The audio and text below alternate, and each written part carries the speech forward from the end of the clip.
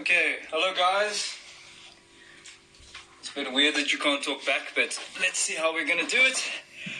Okay, so before I start, I just want to make the intent of these revisions clear.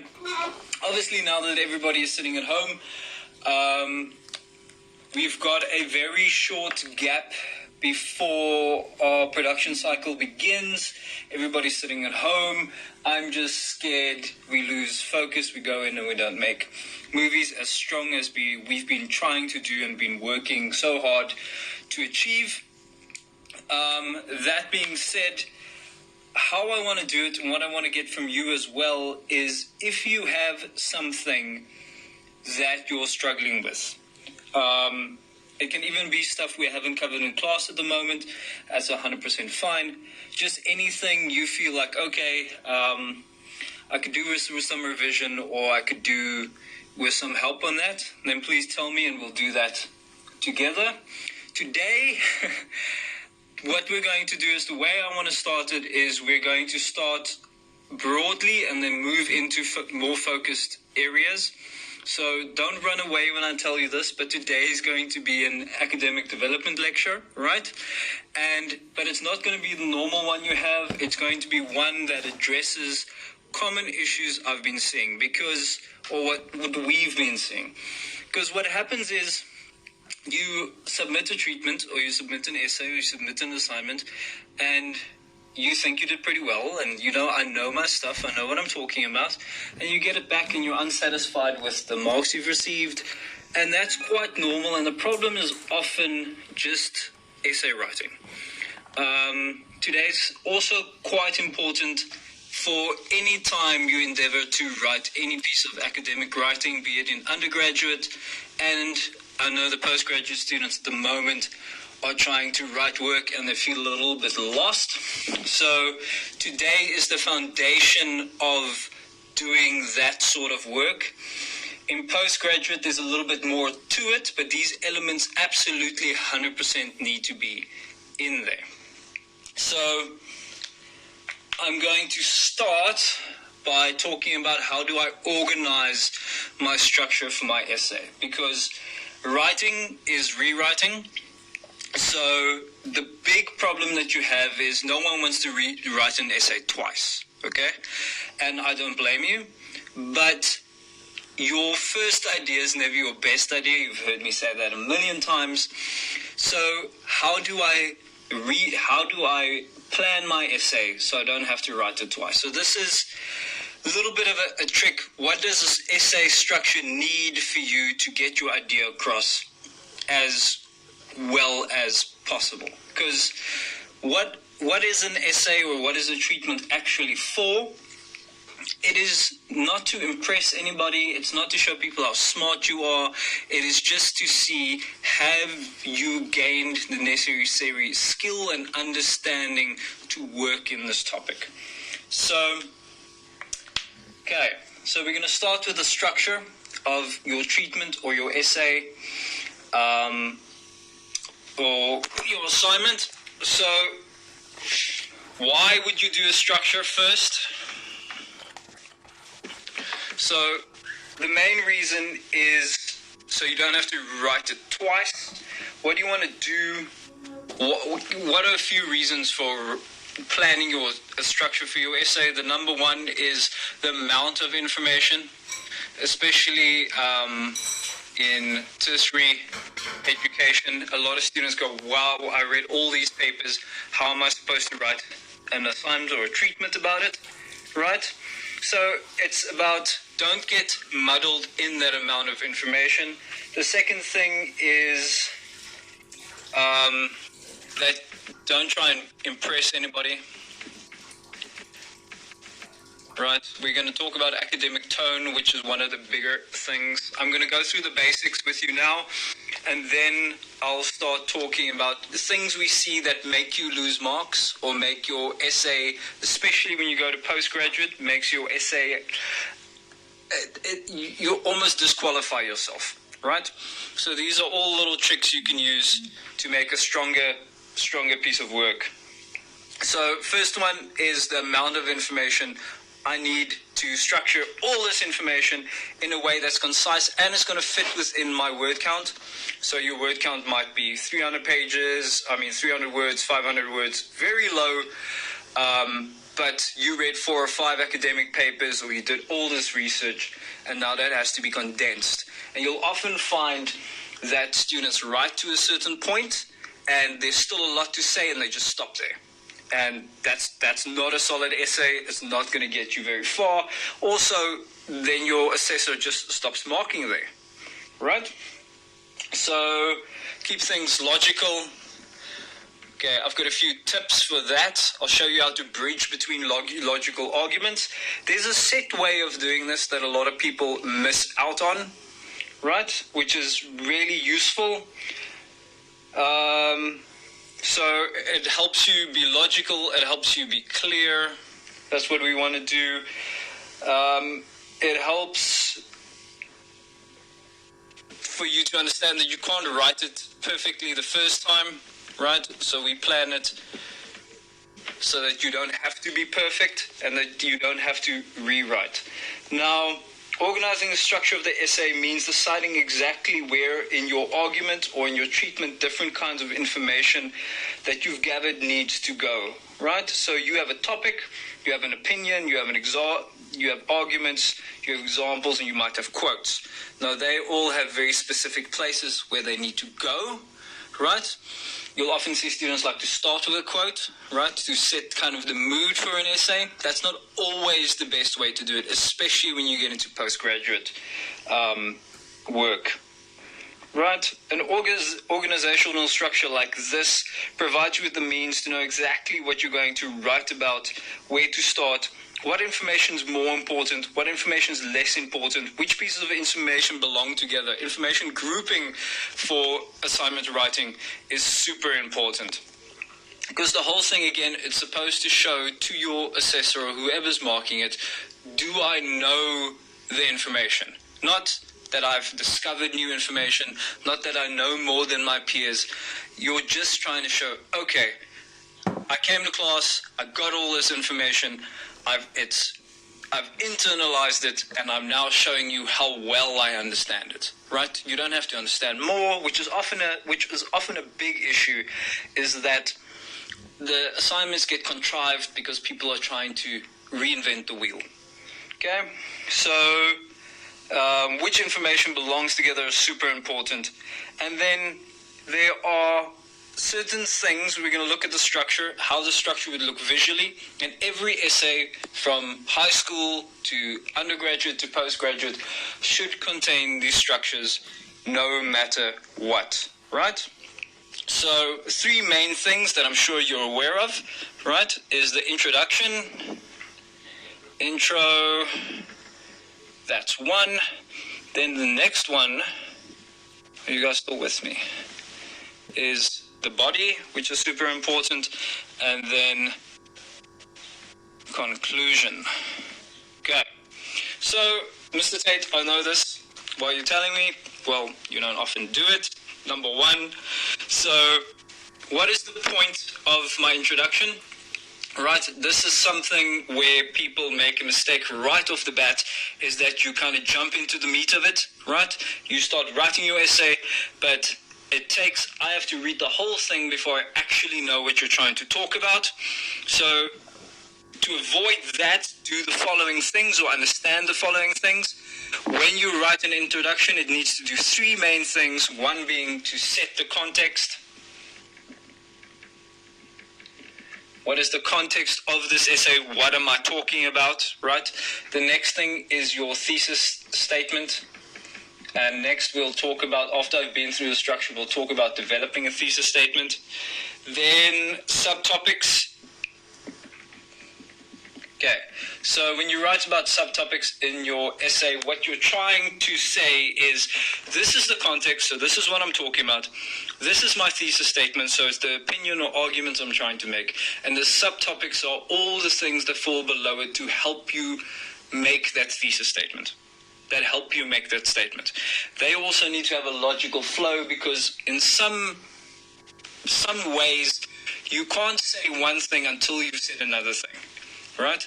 if you haven't introduced me, you haven't told me your name, I don't have context for your backstory and the history you're trying to tell me. So start at a logical place.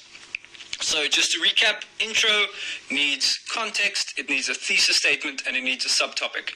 If you don't have all three of those in your intro, you're giving marks away. Thank you very much. Okay, then the next thing is the body. So when it comes to the body, now you're going to start breaking your thesis statement and the subtopics into a logical order. So you'll have your first subtopic, sub 1, right? And then the supporting ideas. Right? What makes up this concept? So if I'm speaking about something like neo-formalism, that's my first subject. Then you're going to say, you're going to support, you're going to tell me what people say about neo-formalism, what research has been done in it, right? So you're going to give me examples. Can you see? Sorry. You're going to give me examples, you're going to give me facts about neo-formalism, or any topic that you're doing. You're going to give me details, right? Historical context often comes in there. And this is also where you can give me quotes, right? So this is a good, solid, logical place to have a quotation, right? If you really want to put it at the beginning of your intro to set the mood, you're welcome. But it often seems it's not a piece of creative writing, it's not a piece of creative work. So my personal taste is that quotes go to a place where they serve a purpose, right? And if you feel right having my quote at the beginning that does serve a purpose, well then that's also fine. Okay, so where are we now? Then you can have sub number 2, which is your subtopic. So I've spoken about neo-formalism. Now I'm going to talk about neo-formalism's impact on whatever, and that links to a new theory. So then I'm going to write support for it there. And then I'm going to do the same as this. I'm going to have my examples, my facts, my details, and my quote. And you can, depending on the length of your essay, the body is going to be the bigger part of it. Depending on the length of my essay, you'd have more and more and more subtopics. So for hour 1, we're writing about 300, 500 words. So I'll have 3 subtopics, and they all have, inside of them, they have examples, facts, details, and quotes. Now that we've done our introduction, we've done our body, now we're going to go to our conclusion, right? What does a conclusion need to do? It's almost a summation of all the work you've done in the body and the context that you've provided in the introduction. But let's formalize it. What you're going to do is you're going to restate your thesis statement. Why are you doing this? Because this is what you wanted to say. You wrote everything in your body to make the point that you said you were going to make in your intro at the thesis statement. So now you're going to restate it. You're going to remind me what we were talking about, right? And then you're going to summarize all your facts. Then you're going to sum it up. Sum up. Okay. And then right at the end, you can give me maybe an opinion if the example asked for it. Okay, if it didn't, don't do that. Leave your opinion out of it, especially in undergraduate and in high school assignments. Just restate the thesis statement and then sum it up. Okay, I need to find a sock quickly, and then after that we're going to do how to develop a thesis statement. This is super important for the guys busy doing their postgraduate papers. So give me 1 second.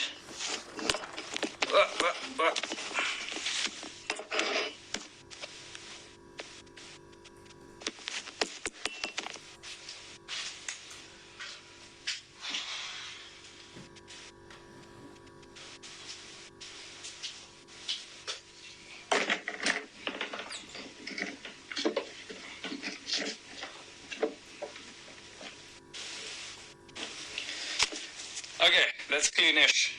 Are you guys still with me? Everybody okay? Can I get a wave?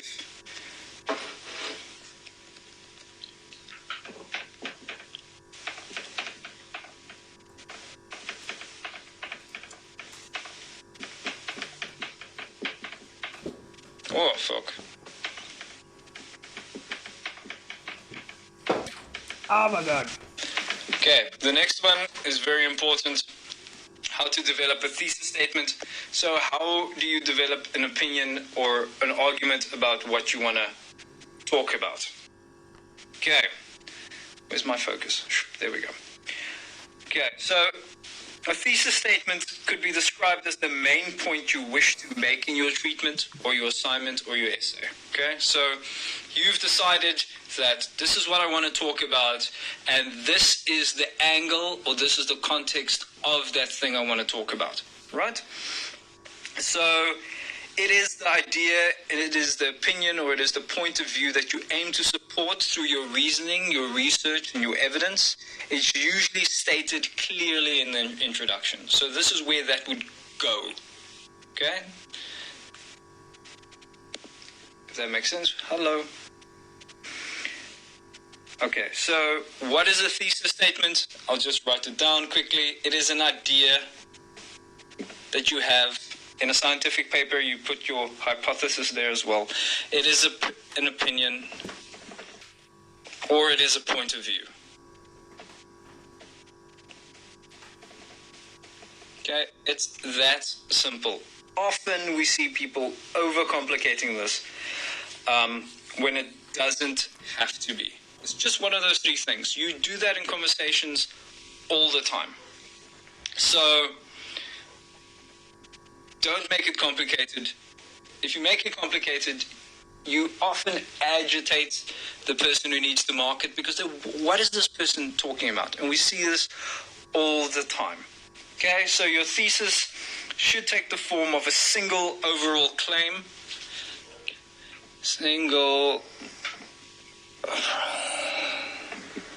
Why is this important? For one main reason is don't contradict yourself. Okay, if you try to cram too much into your thesis statement, you will often contradict yourself, and then you discredit the entire paper. You go, well, I said this, but now I'm also saying this. Those two ideas aren't compatible, so it undermines the entire argument that you've tried to make. Okay? So your thesis statement should contain a single overall claim in no more than 2 sentences. That's what your thesis statement needs to be in an undergraduate piece, is 2 sentences. This is my single overall claim. The purpose of your thesis statement should show you, the reader, exactly where you stand regarding the issue. Be clear. Choose a point that you're trying to make. If your paper is ambiguous, it is also pointless. Because what are you saying? Right? You make a point, even if you defeat that point at the end of your paper, it is still more valuable than you flip-flopping or sitting on the wire about an issue. Because you can't dissect, or you can't understand an idea if you don't test it against another one, or don't test it against the research. So, have a purpose to the work. Okay, what is the purpose of this?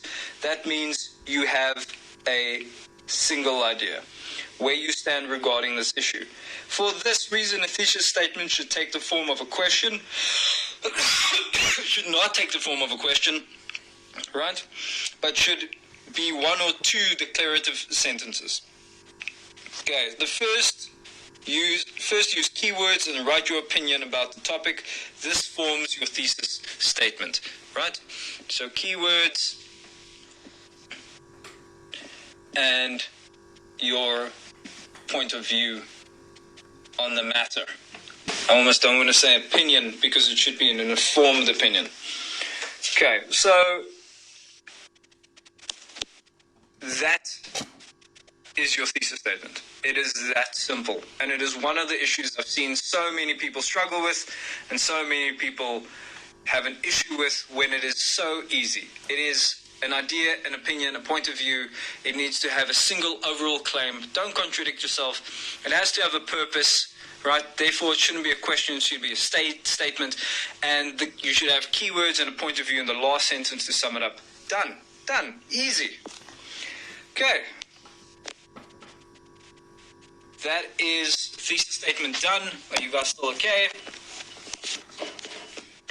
Are there any questions? Anybody want to send me a question quickly?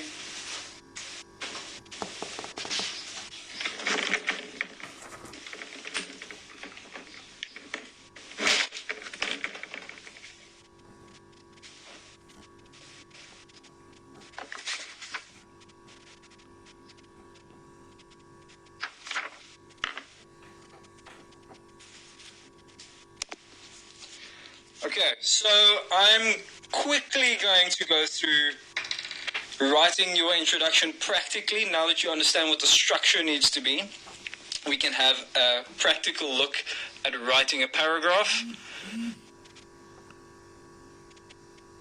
Now, everybody rolls their eyes at me when I talk about this. But the truth of the matter is so many arguments and so many papers lose a ton of marks simply because you can't write a paragraph properly.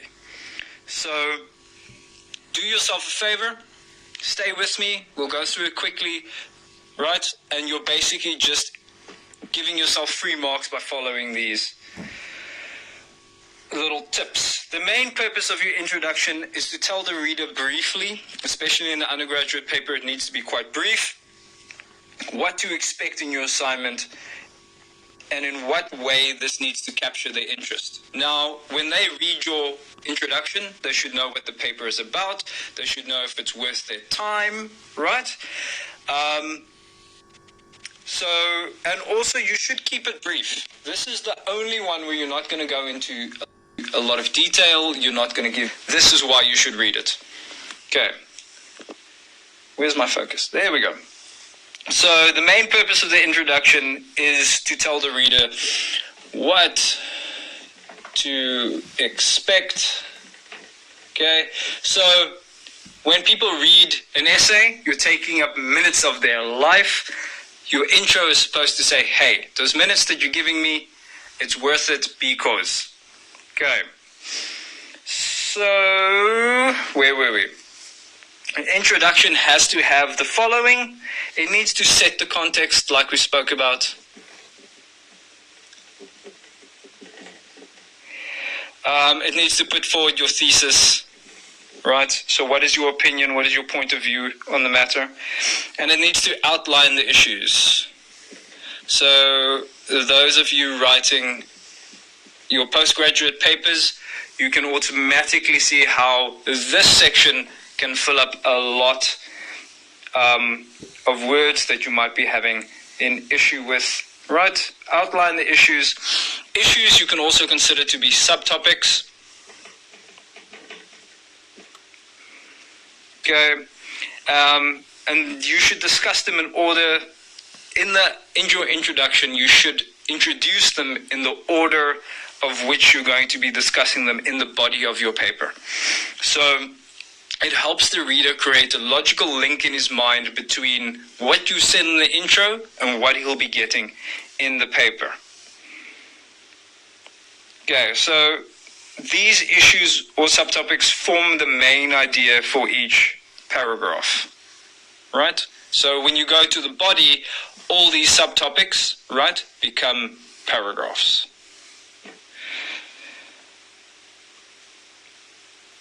So the body of the assignment is the next thing we need to look at, right? And I hope you guys are still with me. If you have any questions, just shoot them quickly. The body or the assignment consists of paragraphs. It is essential that you structure the paragraphs according to a pattern or in order to establish a logical thread that runs from sentence to sentence. Now, this is where I can give you a few tricks of how to jump between paragraphs, because that's often a problem we see, is that you write your essay and you jump from one thing to another thing and no one has an idea how you got from point A to point B, which is super important because, again, your essay is supposed to be you showing understanding of a topic, and if you're just jumping around, it seems to the reader, in your head you might think, hey, I know exactly what I'm talking about, but if you don't write your treatment or your essay properly with logical links in a logical way, it seems that you don't know what you're talking about. And that's very disheartening, and it's really horrible when you 100% know this topic super well, and you get your paper back and you're like, 60% or 65%. What the hell? I put so much effort into this. The problem is often just the writing. So we're going to get to the body, which is essential. Again, the logical thread that needs to run from sentence to sentence. When completing the body of your assignment, ensure that you reference accurately. Super important. That you quote correctly. This is where the Harvard referencing method comes in that everybody loves, right? Which is also super easy. But do yourself a favor, do it while you're writing the paper. Don't do it afterwards. Integrate your references and quotations suitably. There are different methods for using citations. Choose the method that helps make your argument the best. Just take 10 minutes, or you can send me a message. I'll send you some work, and you can have a look at how you can use this, how you can use referencing to help make your argument that much stronger. Organize your structure, which we've been talking about this entire time. And then also, now we get to what each paragraph should have. So each paragraph needs to have the following. Okay. So it should be organized. Every paragraph should be organized around a central idea. Right? If you're writing one paragraph, one idea per paragraph, right? This is often referred to as your topic sentence. If anybody ever mentions that to you, you know what it is. That's the single or central idea of your paragraph. Usually one of the main points in support of your thesis statement, it is a general statement that sums up what the paragraph is going to be all about. It's a really good idea to put this one first, right? Again, like an introduction, your topic sentence is the introduction to the paragraph. So it's just a smaller introduction. The topic sentence does not always have to be the first sentence of a paragraph. However, it's usually a good idea to put it first, because it focuses your attention and focuses your reader's attention, and it gives you a place to help elaborate on the paragraph.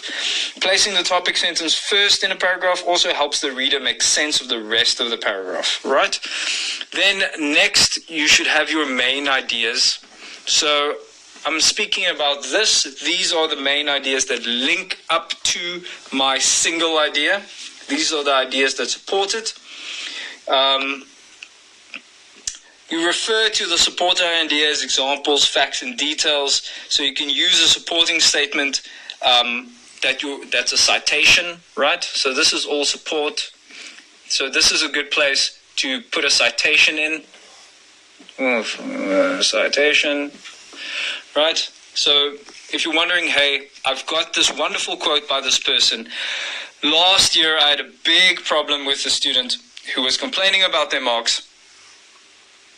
And a big problem is she kept on putting her citations first, and there was no context for them. There was no singular idea. There was no topic sentence. She completely skipped this first part.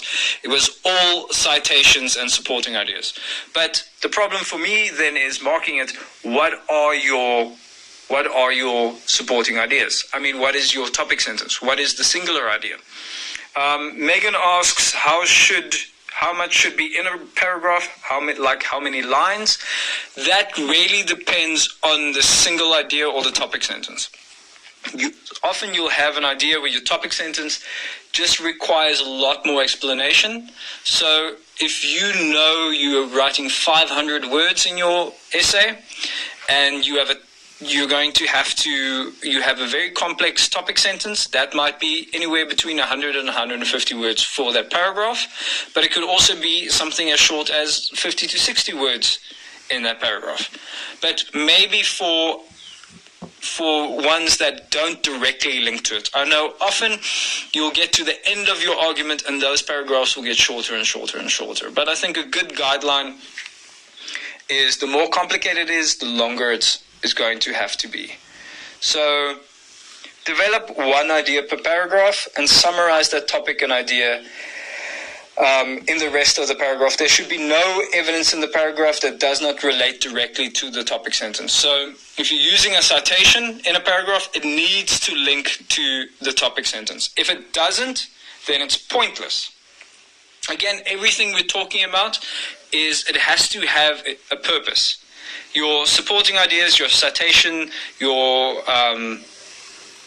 topic sentence, they need to have a purpose. The purpose of the topic sentence is to make it clear to a reader. Your supporting ideas and citations, their function is to support the topic sentence. That's it. So that's their use. That's why we use them. It's also a great way to fill up your pages in a useful way, to make sure that, hey, I have a very good, strong argument. In your introduction, you have made a general claim, which is your thesis statement, right? The first thing any critical reader would ask you is, why should they believe what you're saying? This is the question you should always consider in the body of your assignment. So when you're giving me your topic sentence, is how is that topic sentence? Its use is to support the thesis statement, right? So every time you have a chapter, that chapter needs to be every time you have a paragraph, that paragraph needs to link to the thesis statement somehow. And if you do your planning ahead, you'll know exactly where they need to go.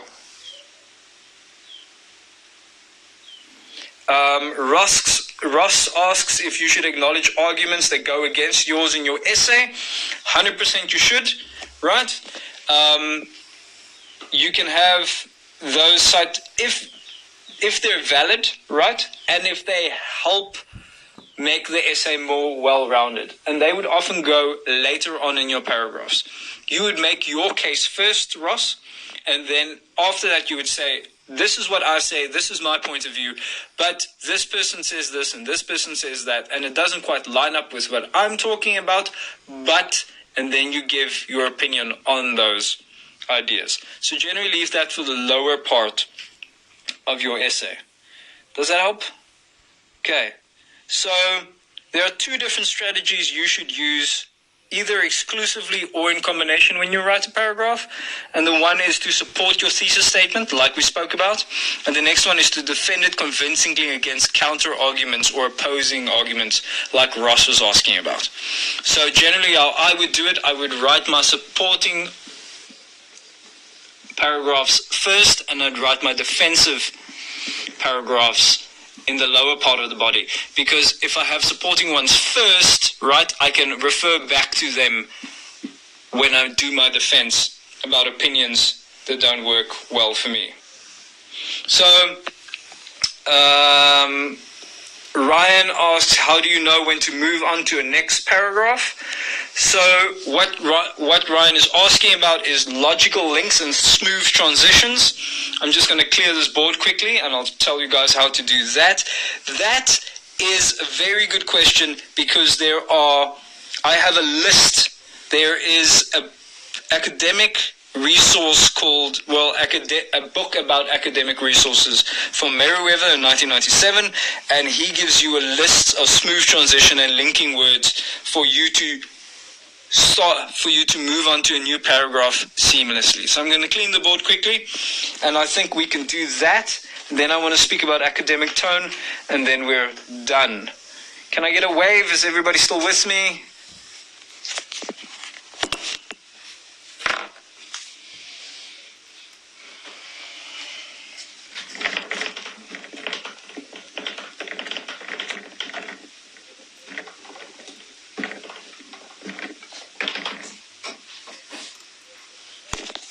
Okay, so Ryan asks, how do I move on to a new paragraph?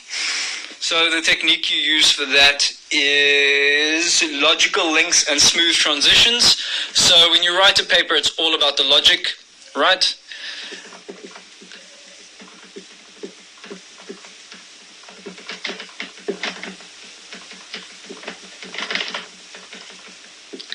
Logical links and smooth transitions. So, before writing your next paragraph, you should consider making logical and smooth links between sentences and paragraphs. Do not resort to listing sentences one after the other until presumably the list seems long enough so you can count it as a paragraph. Often one sentence has absolutely no relation to the next. So a logical flow is really important. Okay? What happens is you run out of things to say for your first paragraph, and now you just start talking about the next one. But as your assessor or as the person who needs to mark it reads it, they don't know how we got here. You lose them if you don't have a smooth transition, right? Think about it like a segue on the highway. So you're on the highway, you need to get into a suburb, and you've got that smooth link that takes you into the suburb, and the rest of the people can keep going on the highway at top speed. Now, your assessor stays at top speed if you don't give them that segue into the new paragraph. So it's a very good question from Ryan. Linking sentences is not always easy. It requires careful, critical thinking. There are certain words that may be used to link sentences so that your assignment, essay, or treatment reads more smoothly, giving you more segues into new paragraphs. Next time I should make some coffee before we start this. But we're almost done, I promise. I won't do writing a conclusion. That's quite simple. I won't do drawing up a biography. I'm sure you guys can all do that by now. If you want me to do it with you, just send me a message and we can do that soon. So this is from Merriweather's book, right? If you want to move from one paragraph to the other, and that one paragraph is an argument or a concession, you can use the following words. Certainly. So in Ross's example, he's got a counter argument and he acknowledges the counter argument, and then he says, certainly that is true, but. So certainly is a really good word for you to move and transition over to another one. Furthermore is another way to move into a new argument paragraph. In fact is also another good one. So Ross says that Coke Light is the best, and I say, in fact, Pepsi Max is better because, right? So you can see I've got a nice link there. Another one is nobody denies. Nobody denies I can't spell. So nobody denies. Obviously, of course, on the other hand, the fact remains, and undoubtedly. Those are all good linking words for arguments or concessions. Now, cause and effect.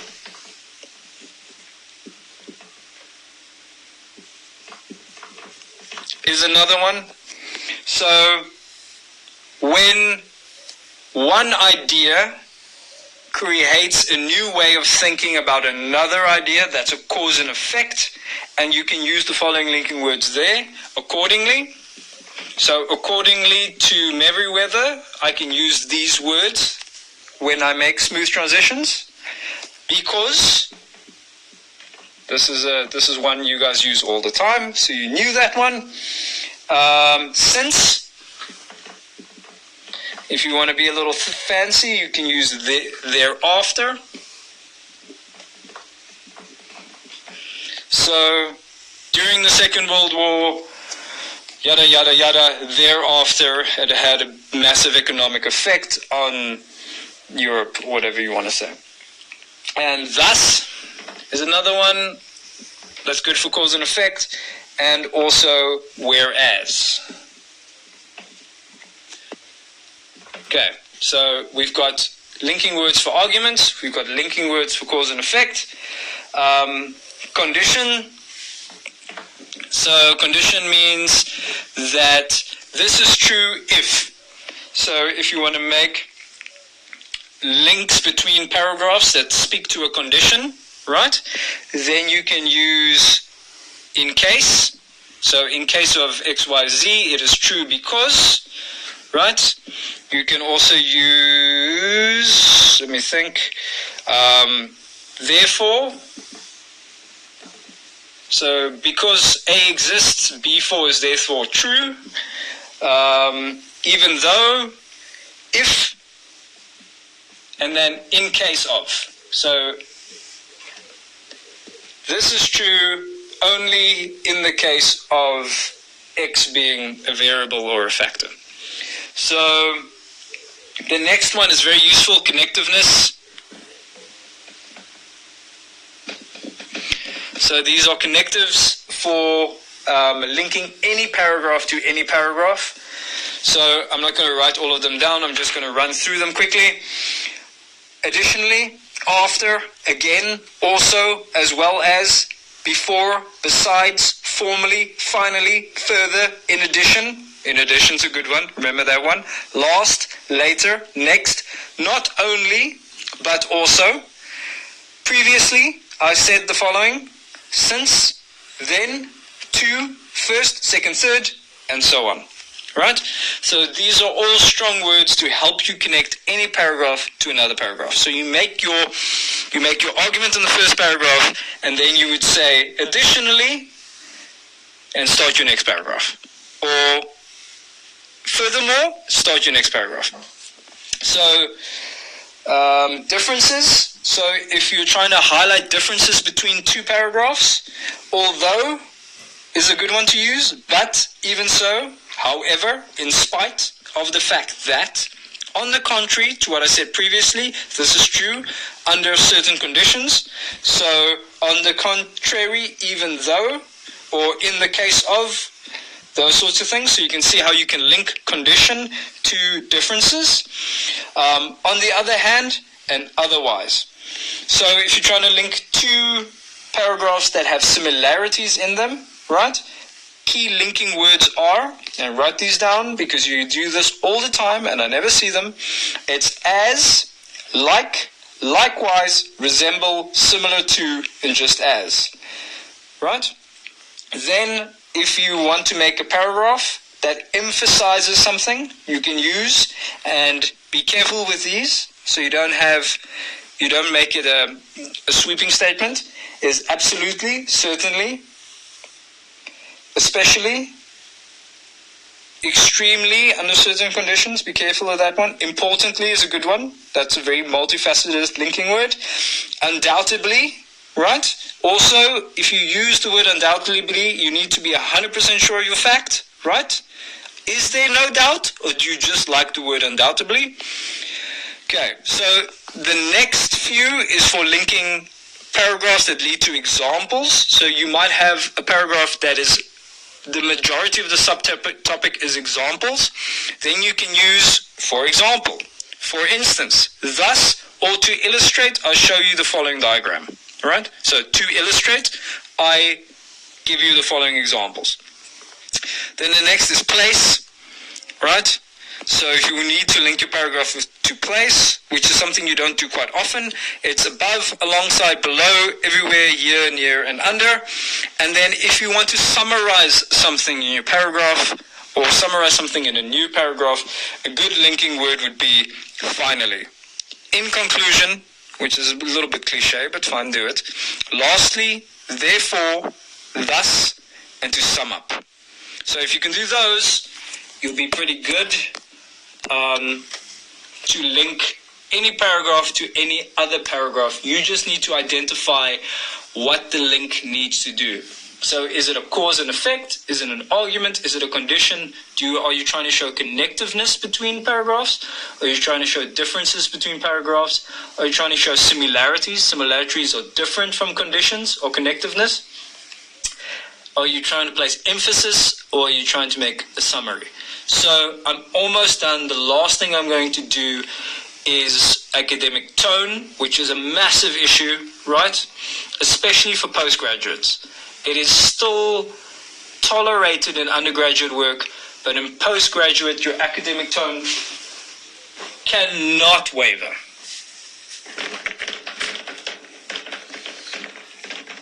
Okay, any questions before I do that one? Ryan, thank you, that was a very good question. Okay, so let me do academic tone with you quickly. Guys, this is crucial and incredibly easy to do. Okay? So it's not a problem in the least. You just need to keep it in mind when you write. I gave you the example about the girl last year complaining about her work and her marks, and a big issue was the academic tone. So for academic tone, right, you want to assert your credibility to your work, right? You want to show people that you know what you're talking about. So you need to avoid the following things. The first thing you need to avoid is slang. Please, I see this so often. Guys, gonna, wanna, okay. You can't use the word okay in a sentence, right? Doesn't work. Avoid, I don't know what to call this, social media speak, right? So things that you use in social media every day, please avoid that, like emojis and certain types of slang and certain types of shorthand that you see in social media. That doesn't belong in an academic paper, because it also, you know how much your social media diction has changed over time. So if people read your academic paper 10 years from now, they're not going to have a clue what you're talking about. Okay, never begin an assignment with the word yes or no, right? Also something I've seen, you'll get a question that your topic or your assignment needs to be about, and then you'll say no, and then you'll start writing your thing. Please don't do that. Please restate the question in your introduction, because that is often your question that you're asked to write about is often your thesis statement anyway. Okay. Do not shorten phrases like I will. Don't make it owl. Want to, wanna, those sorts of things, don't do that. Next one is very important. Don't write emotionally. You're trying to present facts, so you don't have to write emotionally, or you try and use objective language as much as possible, right? Because you're talking about function and fact, and they should be removed from your emotions. So don't tell me that camera movement makes me feel just no. Why? What is the function of it, right? And what is the fact behind it? That is it. Then avoid creative writing in an essay. This, when I started my academic career, that's something I was very guilty of. Academic writing is not creative writing, so don't start your essay on a dark and gloomy, stormy night. It was XYZ. No creative writing there. Again, the function of it is to show your understanding. So be as concise and logical as possible, and avoid any words that can contain ambiguity, right? And avoid writing the way you speak. Right?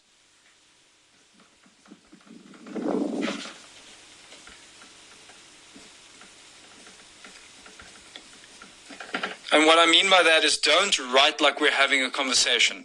You need to write a structure that has conversations often don't have a logical flow, and they stop in the middle. So it is quite useful for you to try and not write the way you speak. Try and stick to the structure that we discussed at the beginning of this talk. Shaheen says he's shook. Why are you shook? Is this useful? Should be very useful to you, Shaheen. Do you guys quickly want me to go through how to write a conclusion with you, or would you like to end it now? Just let me know while I clean the board. Whoa.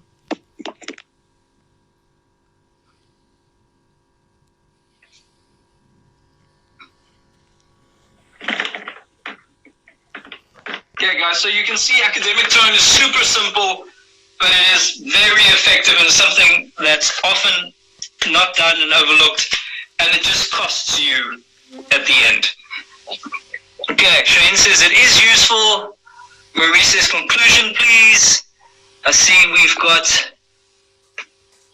Shendel, are you happy?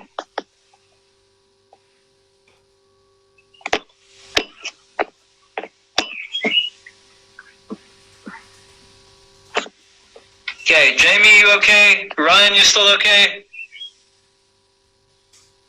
Okay, so I'll do a conclusion with you quickly. It'll be about 5 minutes and then we're done. And I hope this has been helpful. Okay, Shendel is fine. Okay, I hope this is helpful. So this is going to be the only one like this. After this, I'll be doing some revision from cinematography, year 2. But if you have any questions about academic writing, there's still a lot more to do. How to reference properly, how to revise your work. Melissa asked me to write a thesis. No, thank you. Megan says conclusion will help, so I'll do conclusion with you guys quickly. Okay, so, you still with me? Wow, why do we have... Okay, hello Dion. Okay, so I'm going to do writing a conclusion with you. Is it necessary to talk in third person for academic tone? I will, and the author will. So Ryan asks, is it necessary to talk in third person for academic tone? Instead of I will, or say the author will. So that's very dependent on the department that you're in. Other departments prefer you use those personal pronouns in phrases, and other will ask you to please cite from the author. Either way is okay, as long as you are consistent with it. If you decide to write in the third person, you have to write the entire paper in the third person. If you want to write it in any other way, you have to do it right through. Okay, does that make sense? Hello, Marcus. Okay, so I'm going to do how to write a conclusion quickly, and then we're done.